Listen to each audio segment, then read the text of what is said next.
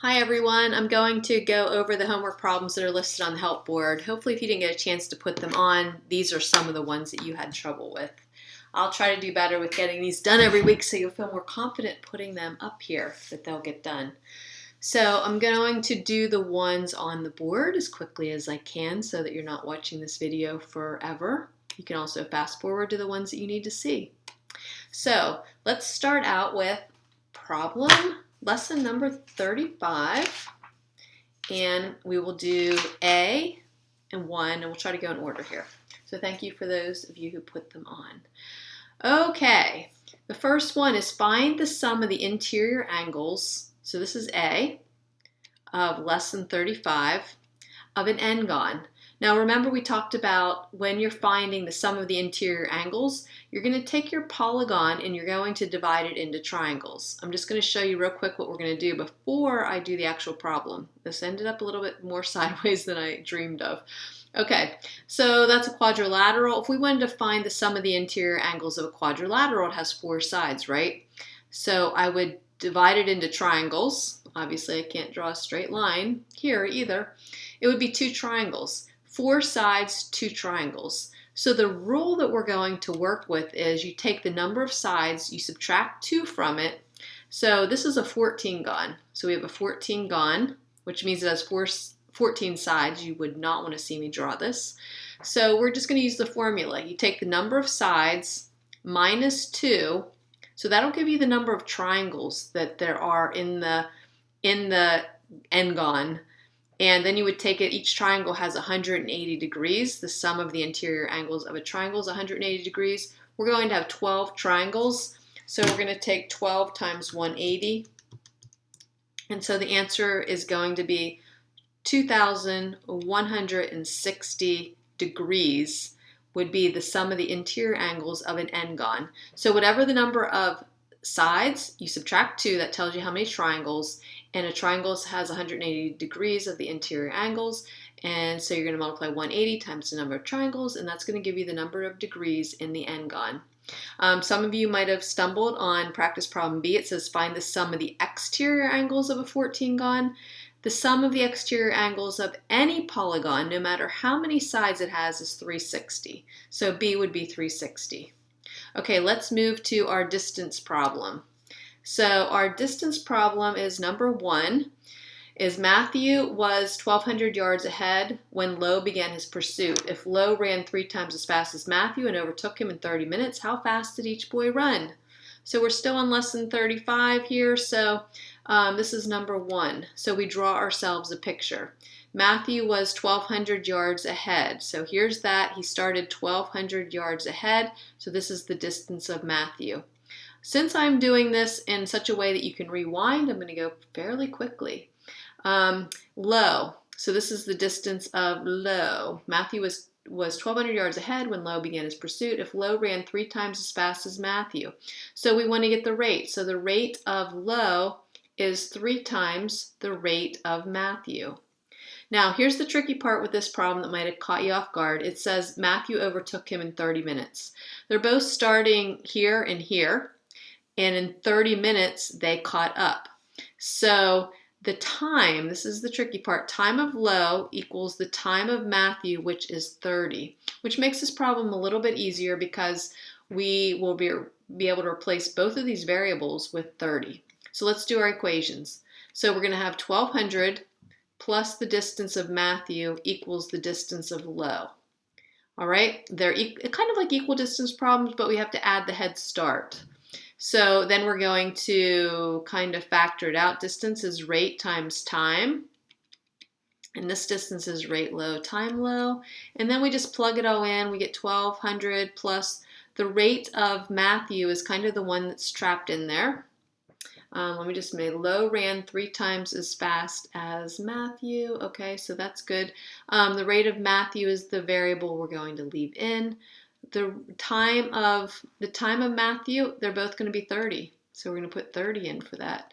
The rate of Lowe is going to be 3 rates of Matthew, and his time is also going to be 30.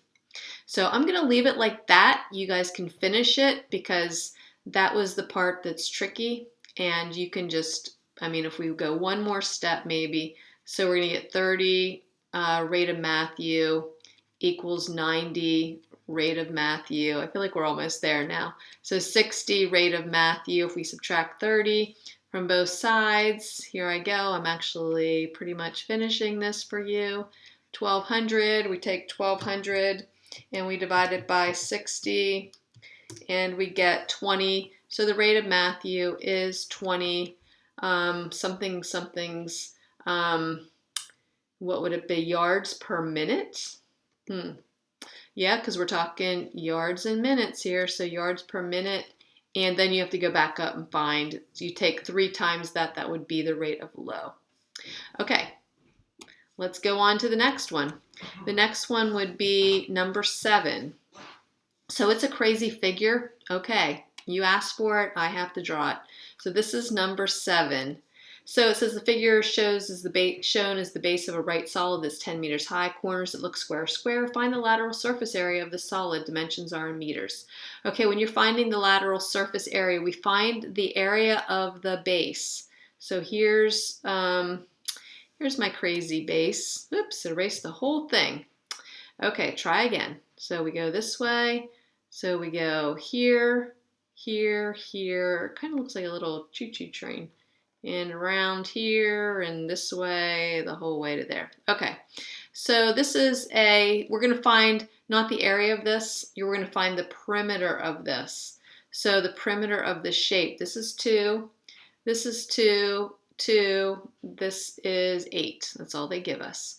So we're going to find this is a half a circle and this is a half a circle. They both have the same radius of 2. You can't tell by my drawing, but this is the center.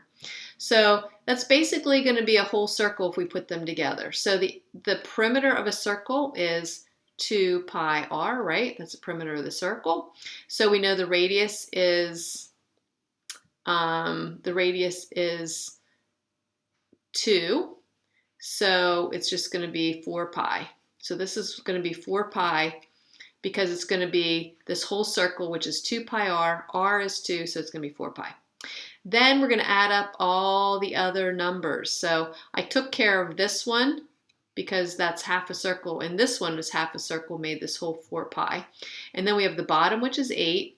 We have these 2 vertical pieces, which are 2 and 2. And then this piece and this piece is also 8. It's the same as this if we brought them down. So we're going to add on here another 8.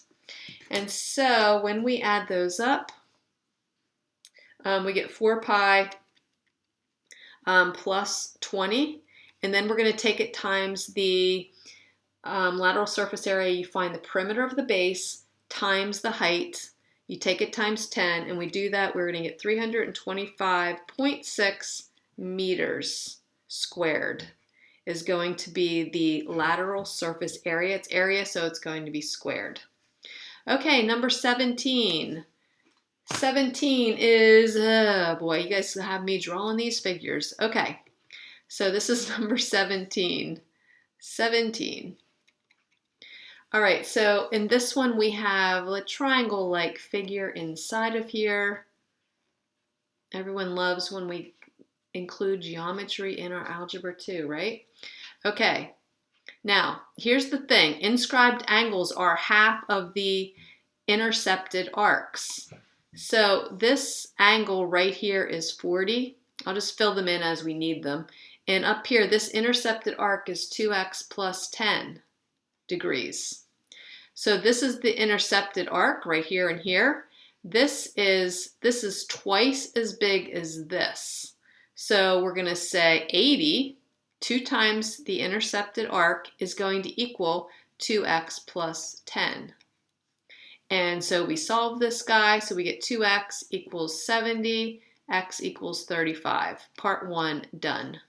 Okay, the next part is, they also give us this as 65. Let's do that one next. Okay, its intercepted arc, if we extend this out, the arc that it intercepts, they tell us what it is, it's 3y plus 40. All right, degrees. So we're going to set 130, because this would be the inscribed angle is this is twice as big, so we need to take this times 2. So it's going to be 130 equals 3y plus 40.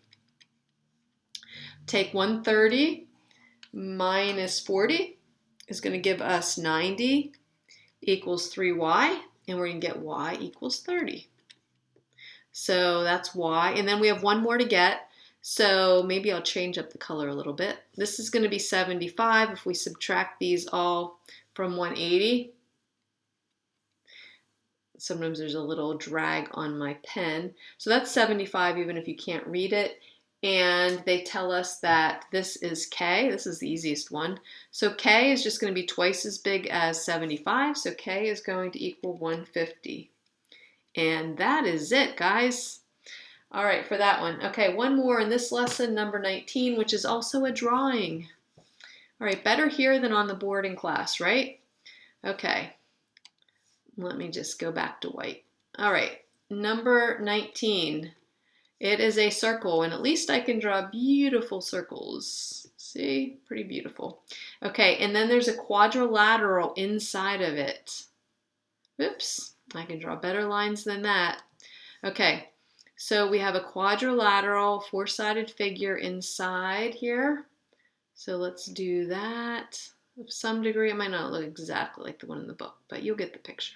You can look in the book. Okay, so they're giving us some information here. They're giving us this is y, this is 87 degrees, and this is p degrees. Oh boy, a lot of things we don't know in this one.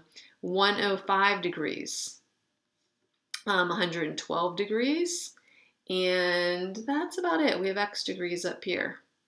All right, we can find if a quadrilateral is inscribed in a circle, the opposite angles are supplementary, which means they add up to 180 degrees. So we can take 180 minus 87, 180 minus 87, we're going to get 93 for y. So y is 93 degrees. And we can also find p. 180 minus 105 is going to give us p, which is 75. Okay, so we filled those in. That's really helpful. Now, we need to use that same thing that we used in problem 17, the intercepted arc dealio. Okay, there's probably more than one way to do this. I'm going to show you the inscribed angle using red. This is the inscribed angle right here. This, and we go out to this, right? Okay, this needs to be, this arc, this is the intercepted arc right here. This intercepted arc needs to be twice as big as 105. So we can say 210, if we double that, 210 is going to equal x plus 112. This is one way to do it. So we would double this, has to equal this because this is twice as big. So we're going to take 210 minus 112, and we're going to get x equals 98 degrees. And that is it, guys. I mean, I guess we could have done, nope, that's the best way to do it. Okay, so much. We only did one lesson so far. That was lesson 35. So let's go to lesson 36. Okay, lesson 36, we had number 6. Okay, find 4 consecutive multiples of 7 such that 4 times the sum of the first multiple and 2 is 15 greater than 3 times a third. This one is a little tricky, I admit it. So this is lesson 36, number 6. All right, so this is the first multiple of 7. We're going to call x equals the first multiple of 7. And to get to the next one, we would add 7 to it, right? This is the second. To get to the third multiple of 7, we're going to add 14 to it. And then we're going to add 21. 14 is the third, and x plus 21 equals the fourth. Okay, so we're just going to follow along with the words in the problem.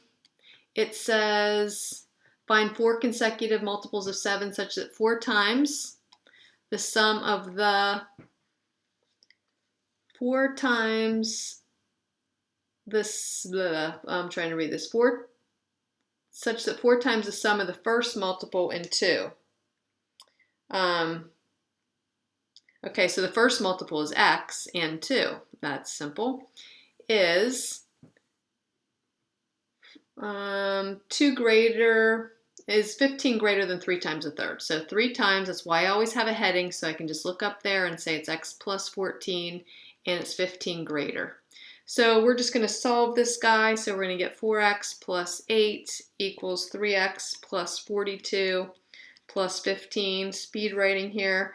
Subtract x from 4x and 3x from 4x, we get x. Subtract 8 from 42 plus 15, and we get our final answer. The first one would be 49. If it's not a multiple of 7, you did something wrong. So then we would just go up here and keep adding 7 each time. So 49 plus 7 would be 56. Plus 7 is 63, and then plus 7 would be 70. So those are your 4 multiples of 7 that fits that criteria. Okay, only one question from lesson 36. We can move on to lesson 37 because it looks like there's a lot of them. Okay, lesson 37, Chad, sorry, you have practice. I don't know which one you mean, and there's a bunch of them. So hopefully when I go over these problems, I'll hit practice problems like the one that you want to see.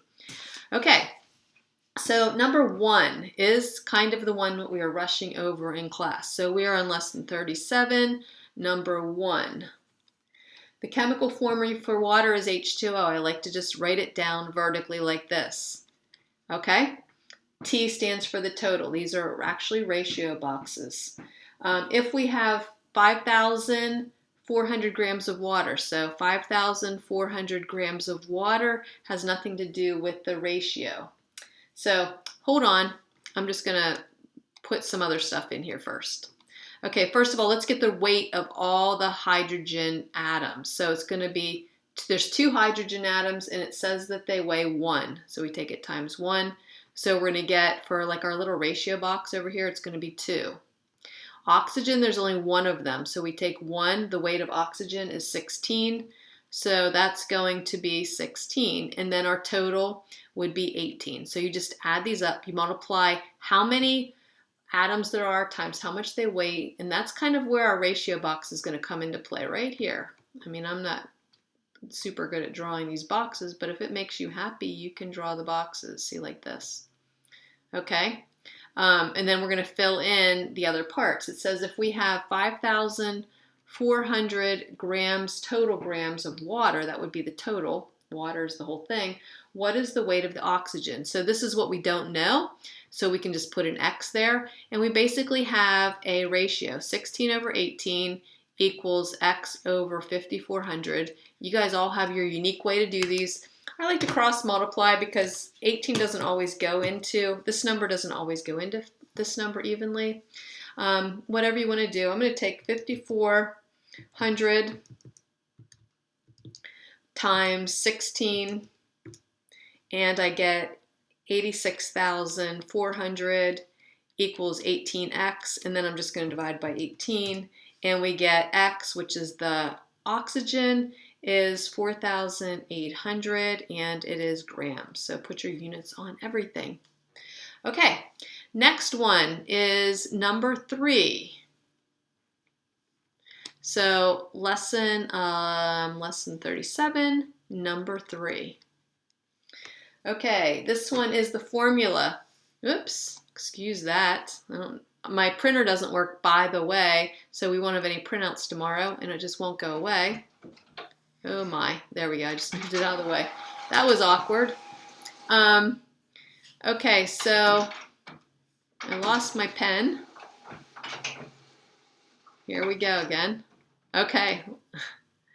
Okay, it won't go away really. Okay, number 3, the formula for ammonium chloride is NH4Cl. This time there are 3 different atoms, and we're also going to have our total column. So there's 1 of each of these, so we're going to find the weight. So it's 1 times the nitrogen, which is 14.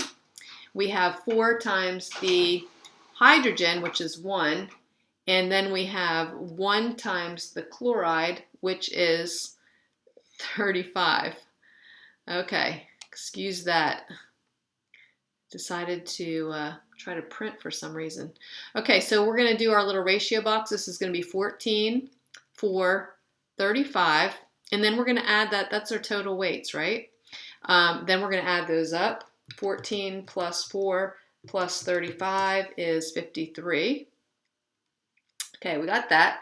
Now the next part says, how many grams of chlorine are there in 795 grams of the total ammonium chloride?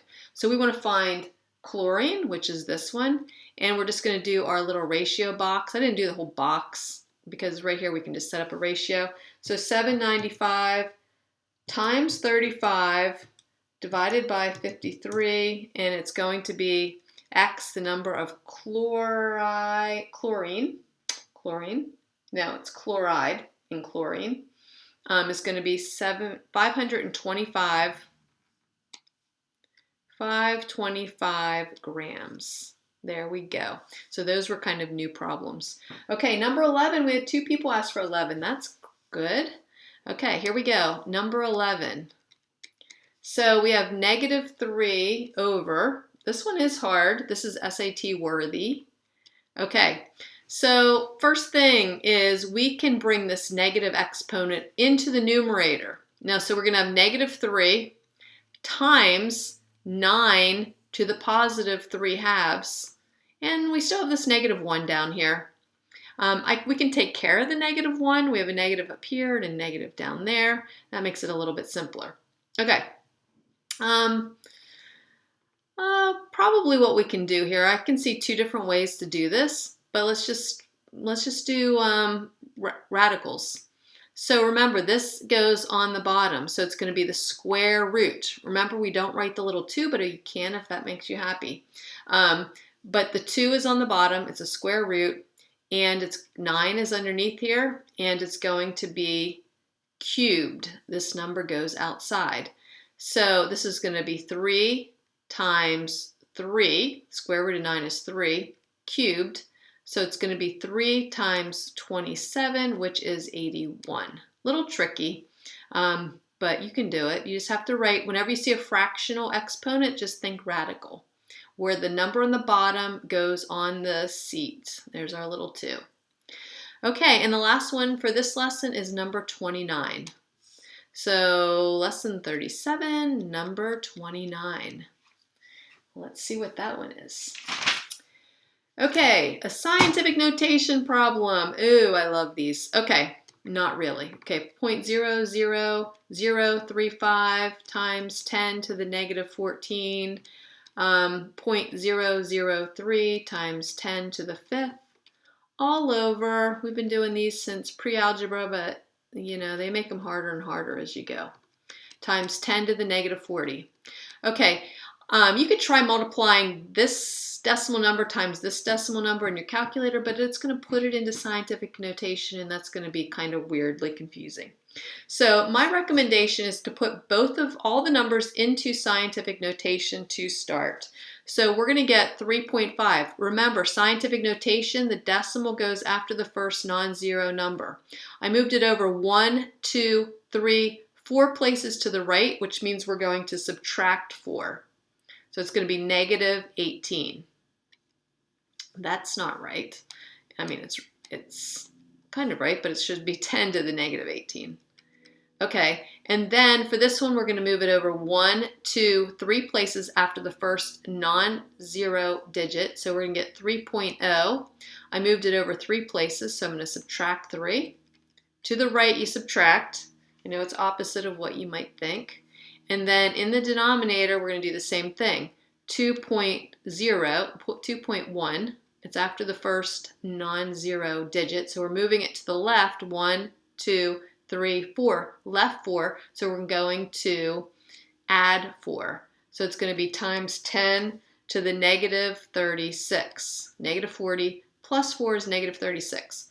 Now we're going to multiply these numbers in front. Okay, I'm going to get a calculator out. So we're going to get 3.5 times 3. And so we're going to get 10.5 times 10. I can scoot this up a little bit. And then we're going to add our exponents because the bases are the same. So it's going to be negative 16 all over 2.1 times 10 to the negative 36. Then we're going to take 10.5 and we're going to divide it by 2.1 and we get a nice 5. You can do 5.0 if you want to, 10, and then we're going to bring this up to the top, so it's going to become a positive 36, and that's going to be to the 20th power, and I do believe that is the answer. Okay, so we killed lesson 37. I think I did them all. Let's go to lesson 38. There's only a couple there.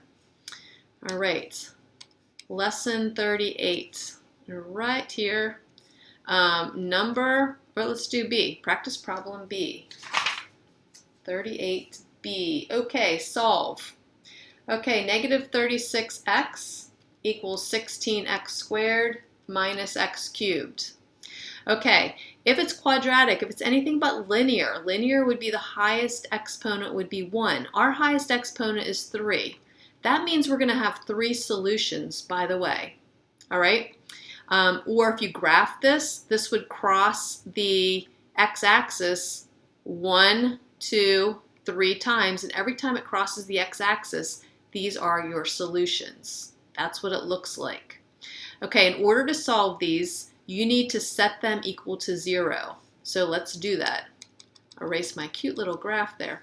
Okay, so here we go. We're going to bring over the x cubed to the left. We're going to bring over the 16x squared to the right, and we still have the negative 36x just living there.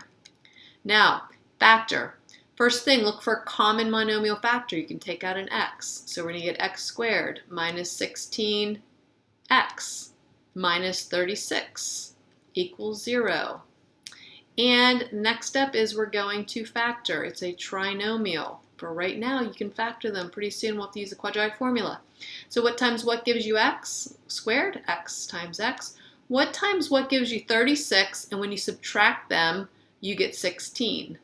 Well, it's 18. You have to think through it. It could be 4 and 9, but that doesn't subtract to give you 16. 2 and 18 is what works. You want it to be more negative, so the bigger number has to be negative. Plus 2. Don't leave it like that. We want the solutions. So we want answers. If 3 things multiplied together give you 0, well, either the x has to equal 0, or the x minus 18 has to equal 0, or the x plus 2 has to equal 0. So we solve all these baby equations. This guy's already solved. This guy equals 18, and this one would be x equals negative 2. So you write down your solutions at 0. You could do negative 2 first. 0, 18. Those are the 3 solutions. You get as many solutions as you have variables. Okay, that was B. Let's go on to number 4. Lesson 38, number 4. 38.4. The ratio of 2 numbers, this one is also tricky, is 7 to 2. When Sir Richard and Marion multiplied the denominator by 10, they found the result was 84 greater than twice the numerator. What were the numbers? A little bit trickier. Okay, so we have a numerator over the denominator. The ratio of the numerator to the denominator was 7 to 2. Okay. All right, that's one equation. You need 2 equations because we have 2 variables right now. Our second equation, it says when they multiply the denominator by 10, so we're going to do 10 times the denominator, it's 84 greater than twice the numerator. So twice the numerator plus 84. We're going to get 8n equals 84. And then when we divide it, we get the denominator. Oops, the numerator. I lost my letters here. Hold on. My letters went a little crazy because I didn't deal with this one up here. Sorry. Okay, so we need to cross multiply 2 numerator equals 7 denominator. Okay.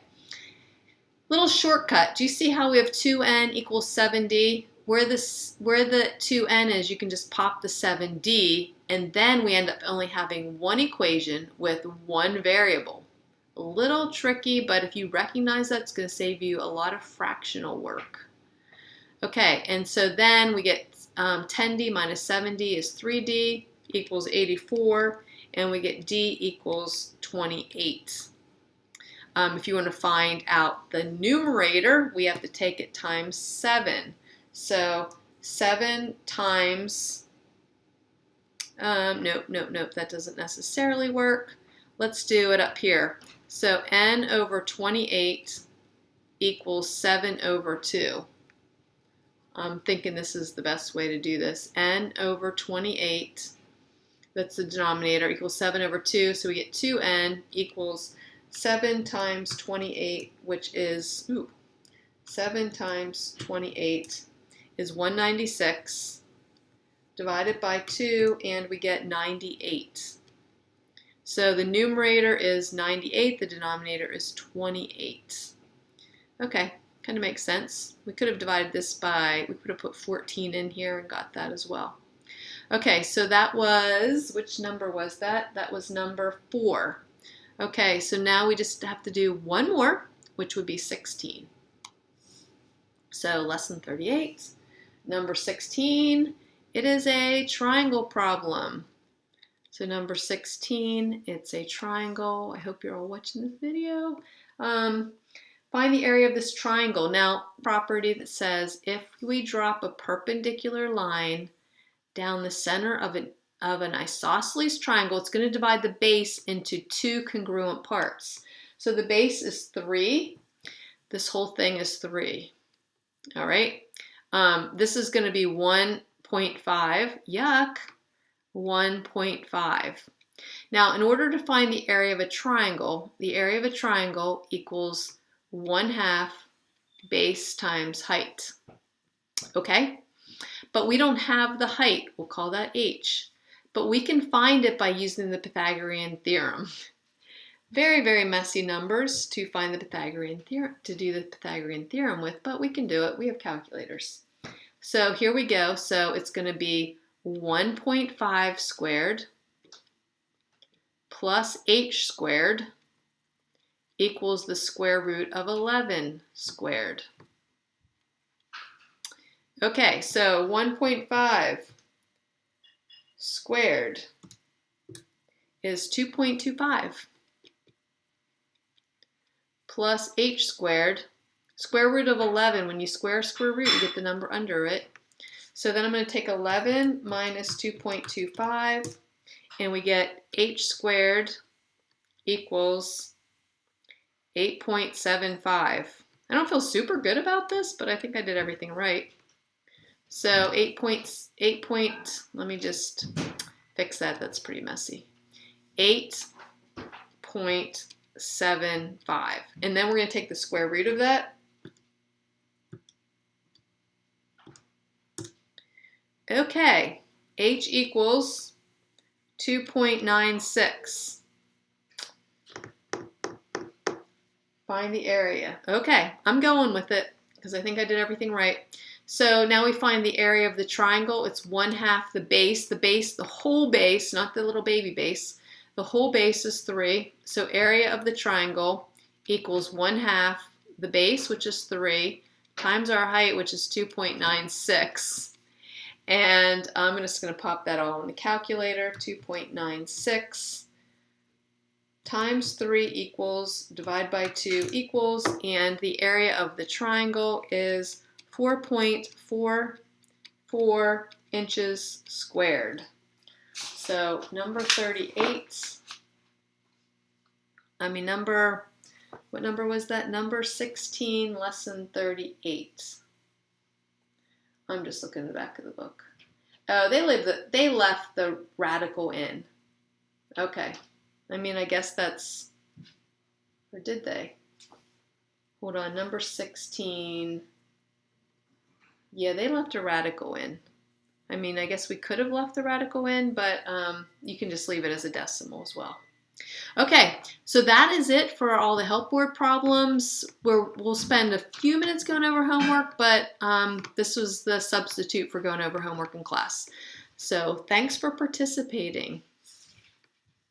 And I will save this so you can turn it off now.